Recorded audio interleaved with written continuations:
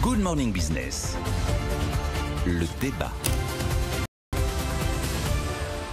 Oui, parce que les chiffres qu'on a détaillés dans le journal de 7 heures sont impressionnants. Le grand bond chinois, plus 17% de croissance en 3 ans. La pandémie aura servi la Chine, les États-Unis, plus 6%, alors que l'Europe, on va faire du surplace pendant 3 ans.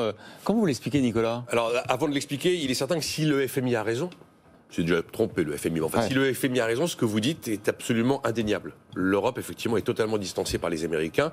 Alors, la Chine, c'est un peu particulier. J'ai plus tendance à comparer les économies occidentales de l'Europe à l'économie des États-Unis, puisque le FMI nous dit que l'Amérique sera la seule grande économie qui aura dépassé son niveau de PIB en 2022 si la pandémie n'avait pas existé. Et qu'ils auront, fin 2022, ils seront 6 points au-dessus de leur niveau de 2019. Et la zone euro et la France, à peine 1,2 points au-dessus du niveau de 2002. L'explication que l'on peut ressortir de la note du FMI, c'est que les avantages américains, c'est une très forte campagne de vaccination, 3 millions d'injections jour. C'est un déconfinement, là, ça y est, l'Amérique commence à rouvrir absolument partout, et un stimulus budgétaire historique. Et puis en face, vous regardez l'Europe, et quels seraient les handicaps de l'Europe ? Eh ben, un échec quand même sur l'approvisionnement des vaccins. Ensuite, un vrai retard à l'allumage sur la campagne de vaccination. Du coup, des reconfinements et des confinements reconduits dans des quantités de pays, et à l'inverse, un stimulus budgétaire considéré comme très nettement insuffisant. Et dans les éléments mis en avant par le FMI, il y a clairement les 1900 milliards annoncés par Joe Biden au début de l'année, au mois de février, considérant que ça va être un stimulus budgétaire, un stimulus de croissance très important pour les Américains, probablement un peu de court terme, mais très important comme stimulus de croissance, et que ça va même rejaillir positivement sur l'ensemble des partenaires des États-Unis. Et donc le FMI nous dit, vous devez continuer les soutiens budgétaires, vous devez continuer les politiques monétaires telles qu'elles sont aujourd'hui mises en place, et ça doit aller dans la santé, ça doit aller dans les vaccins, ça doit aller dans les infrastructures, ça doit aller vers les ménages, ça doit aller vers les entreprises en difficulté, et ça doit aller vers la requalification des travailleurs. Voilà la potion qui nous est livrée. Mais en tout cas, pour expliquer les grandes différences Europe-États-Unis, tout repose sur l'histoire des vaccins et de la gestion sanitaire principalement. Jean-Marc, est-ce que vous croyez que ce décrochage est inéluctable ? Non, je ne crois pas. D'ailleurs, depuis le temps que je fais des commentaires d'économie, l'Europe décroche toujours. D'ailleurs, si elle avait décroché autant que... L'Europe décroche toujours et la Chine va toujours bien, ce qui fait que si on appliquait ce qu'on racontait sur la Chine depuis une 50aine d'années au chiffre de la Chine, elle dépasserait le PIB mondial à l'heure actuelle. Le PIB de la Chine dépasserait le PIB mondial, d'après les calculs. Donc le pire n'est jamais certain. Non, le pire n'est jamais certain. Et surtout, ce que je trouve assez frappant, c'est dans les prévisions du FMI, ce que j'appelle l'américanisation et non pas la mondialisation de l'analyse de la situation économique. C'est-à-dire, tout est vu sur le tropisme de ce qu'on fait, de ce que font les Américains. Et donc, je pense qu'il y a effectivement deux secteurs, deux grilles d'analyse. La première, c'est sur le rapport à la pandémie. Il est incontestable qu'on s'est trompé. Et on s'est trompé d'emblée. C'est la principale explication. Bien sûr, c'est quand même on s'est trompé. Et la réponse a été par le confinement, c'est-à-dire par des modalités et des techniques de réponse qui étaient...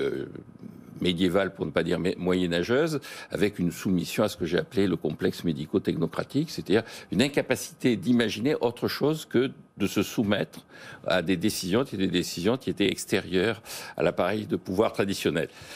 Ensuite, sur les relances budgétaires, encore une fois, quand on regarde le rapport en détail, on s'aperçoit que l'effet multiplicateur de ces relances n'arrête pas de s'éroder. C'est-à-dire que la masse qui est soi-disant mise en avant par l'administration Biden par rapport à l'impact sur la croissance, on aurait écrit ça dans les années 60-70, les gens auraient dit, écoutez, ça sert à rien.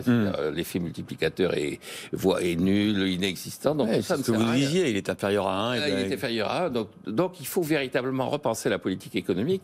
Et je crois que c'est ce qu'il y a plus ou moins sous-entendu par ce que dit le FMI. C'est-à-dire qu'il y a quelques recommandations assez traditionnelles, mais il y a quelques interrogations aussi sur est-ce que véritablement les réponses que l'on apporte sont les réponses qui sont en conformité avec la réalité de la situation. La dernière remarque que je ferai, c'est quand même ce qui devient inquiétant, c'est le décrochage d'un certain nombre de zones, les zones dites émergentes, notamment l'Afrique, l'Asie du Sud-Est, ça s'en tire pas trop mal, les pays comme le Vietnam ou l'Indonésie. Mais vous voyez, l'Inde, c'est presque décevant par rapport à tout ce que vous nous promettiez. 10% de croissance sur les 3 ans, quand la Chine fait plus 17. Oui, absolument. Je pense qu'un des vrais problèmes en ce moment, c'est est-ce que l'Inde va être capable d'assumer cette transition vers une économie développée, vers une économie industrielle et une économie de services développée, qui est un peu le pari du gouvernement Modi, alors que là, sur la pandémie, elle a eu une réponse un peu à l'européenne. C'est vrai, hein. Très britannique, c'est-à-dire on s'est enfermé et puis ensuite on a essayé d'attendre le vaccin. Il y a une angoisse. Et puis sur l'Afrique, il y a quand même là aussi, heureusement, un certain nombre de pays qui sont les leaders en Afrique, comme le Nigeria, ont bénéficié de la hausse du prix du pétrole. Mais globalement, il y a quand même un coup d'arrêt qui a été mis au développement de l'Afrique. Et ça, c'est plus inquiétant peut-être que le décrochage de l'Europe. Au-delà de ce qu'on a dit sur les prévisions de croissance, il y a également toute une stratégie G20 sous l'égide du FMI, et notamment où la France est très présente, qui s'organise autour de 4 points. Je ne vais pas reprendre les 4 points ici, mais ça joue notamment sur les droits de tirage spéciaux justement du FMI, ça joue sur le traitement de la dette des pays émergents. Il y a quelque chose qui ressemble quand même à une vraie stratégie de la part des pays riches par rapport aux pays émergents qui est en train de se mettre en place et que le G20 va piloter. On va parler maintenant de ce classement Forbes. La France a 4 nouveaux milliardaires, et pas n'importe lesquels. C'est vraiment intéressant parce que c'est des milliardaires Covid, si je puis dire. Les 4 d'entre eux ont un lien avec l'épidémie. Dans tous les cas, des activités qui ont été portées. Quand vous faites un vaccin, quand vous vendez des piscines, vous avez gagné de l'argent.